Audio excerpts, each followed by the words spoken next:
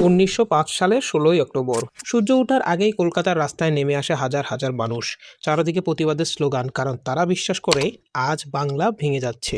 কিন্তু একই সময় কয়েকশো কিলোমিটার দূরে ঢাকায় ছিল সম্পূর্ণ ভিন্ন চিত্র। অনেক মুসলিম নেতা ও সাধারণ মানুষ নতুন পূর্ববঙ্গ ও আসাম প্রদেশকে স্বাগত জানাচ্ছিলেন। তাদের আশা ছিল দীর্ঘদিনের অবহেলার অবসান ঘটবেই, ঢাকা হবে নতুন উন্নয়নের কেন্দ্র।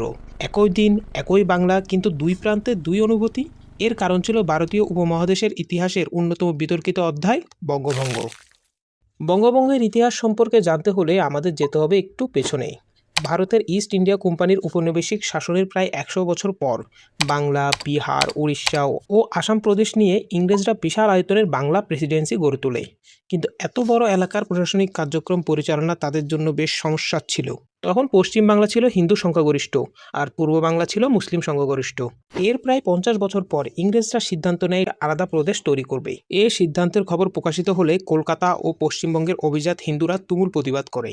সেই সঙ্গে পূর্ব বাংলার মুসলমানরাও প্রথম দিকে ব্যাপারটা খুব ভালোভাবে নেয়নি। কিন্তু বিরোধিতার পরও ১৯০৫ সালে বাংলাকে ভাগ করে ব্রিটিশ সরকার।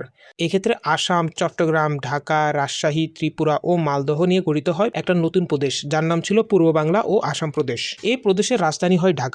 আর পশ্চিমবঙ্গ, বিহার ও উড়িষ্যা নিয়ে গঠিত হয় বাংলা প্রদেশ, যার রাজধানী করা হয় সেই আগের অখণ্ড বাংলার রাজধানী কলকাতাকেই। বাংলাকে ভাগ করার মূল কারণ ছিল ব্রিটিশদের শাসনকার্য ও নিয়ন্ত্রণকে পাকাপোক্ত করা। আবার ওই সময় বিভিন্ন জাতীয়তাবাদী নেতারও উত্থান হচ্ছিল, যা ছিল ব্রিটিশ শাসনের জন্য বিশাল বড় হুমকি। ফলে দুই বাংলাকে ভাগ করে যদি বিভেদ বাড়ানো যায় বা বিভেদকে উস্কে দেওয়া যায়, তা ব্রিটিশদের জন্যই সুবিধাজনক। আর তাদের এই নীতিকে বলা হয় ডিভাইড অ্যান্ড রুল। আবার কলকাতার দাদাবাবুদের একচেটিয়া দাদাগিরির ফলে পূর্ব বাংলার মানুষরা এমনিতেই ভোগান্তির মধ্যে ছিল। মানে বুঝলাম ব্রিটিশরা খারাপ ছিল, কিন্তু তাই বলে কলকাতার জমিদার শ্রেণী এদেশের মানুষের সাথে যা করছিল তা কি ন্যায় ছিল?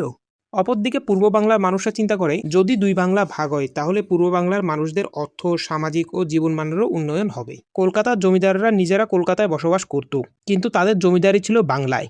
তারা তাদের কর্মচারীদের দিয়ে এই অঞ্চল থেকে খাজনা নিয়ে যেত এবং কলকাতায় আরামায়েশে জীবন কাটাতো। মানে তারা আমাদের ভাইয়ের মতো নয়, অনেকটা দাসের মতোই ব্যবহার করত। একটু থামুন, আমি এক্ষেত্রে যতবার হিন্দুদের কথা বলছি সেটা ধর্মীয় অর্থে হিন্দুদের নয়, মূলত জাতিগতভাবে পশ্চিম বাংলার হিন্দু সমাজের মোড়লদের কথা বলছি। আশা করি বঙ্গভঙ্গের ইতিহাস জেনে কেউ আবার বাংলাদেশের হিন্দুদের প্রতি বিদ্বেষী হয়ে উঠবেন না, কারণ তারা এই অঞ্চলে আমাদের সাথেই ছিল এবং আমাদের মতোই ভুক্তভোগী। তো নিজেদের সুবিধার কথা চিন্তা করে পশ্চিমবঙ্গের হিন্দু অভিজাতরা বঙ্গভঙ্গের বিরুদ্ধে জোরদার অবস্থান গ্রহণ করে শুরু করেন আন্দোলন। সাধারণ হিন্দুরা এতে খুব একটা আগ্রহী ছিল না, কিন্তু পরবর্তীতে ধর্ম আর জাতীয়তাবাদের অজুহাতে তাদেরকেও বঙ্গভঙ্গের বিরুদ্ধে উস্কে দেওয়া হয়। বঙ্গভঙ্গকে আখ্যা দেওয়া হয় বঙ্গমাতার অঙ্গচ্ছেদ। এই বঙ্গভঙ্গের প্রতিবাদে রবীন্দ্রনাথ ঠাকুর রাখিবন্ধন কর্মসূচি করেন। তার কথা ছিল দুই বাংলার মানুষ যেন এক থাকে। কিন্তু তার এই শুভবুদ্ধি যদি একটু আগে উদয় হতো, তাহলে হয়তো তিনি পূর্ব বাংলার মানুষদের প্রতি হওয়া অন্যায়ের প্রতিবাদ আগে করতেন। তখন তাহলে আর বঙ্গভঙ্গের তো প্রয়োজনই পড়তো না। কিন্তু উনি তা কেন করবেন? উনি তো নিজেই জমিদারের সন্তান ছিলেন। বঙ্গভঙ্গ রোধে উনি একটি গান লেখেন, আমার সোনার বাংলা আমি তোমায় ভালোবাসি। কিন্তু মজার ব্যাপার হচ্ছে, আজকে সেই ভেঙে যাওয়া পূর্ব বাংলায়, অর্থাৎ বাংলাদেশের জাতীয় সঙ্গীত আমার সোনার বাংলা আমি তোমায় ভালোবাসি। আচ্ছা এডিটার, এই অংশ বাদ দিয়ে দিও, এটা কইলে আবার কন্ট্রোভার্সি হইতে পারে।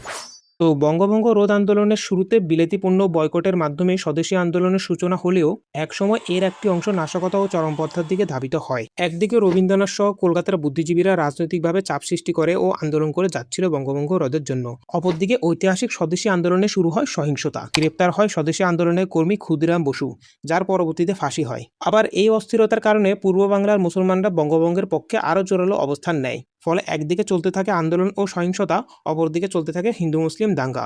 এর ফলে ১৯১১ সালের ১২ই ডিসেম্বর দিল্লির মসনদ থেকে সম্রাট পঞ্চম জর্জ বঙ্গভঙ্গ বাতিলের ঘোষণা করেন। ১৯১২ সালের জানুয়ারি থেকেই তা কার্যকর হয়। আর এর মধ্য দিয়ে পূর্ব বাংলা ও পশ্চিম বাংলা আবার এক বাংলায় রূপান্তরিত হয়।